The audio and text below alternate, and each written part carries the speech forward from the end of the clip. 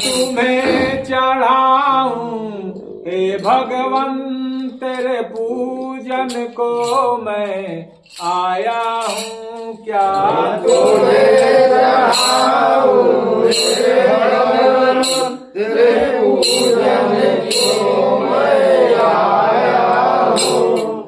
अगर मैं जल चढ़ाता हूँ तो यो मछली का जूठा है। अगर मैं जल चढ़ाता हूँ तो मछली का जूठा है। अगर मैं जल चढ़ाता हूँ तो यो मछली का जूठा है।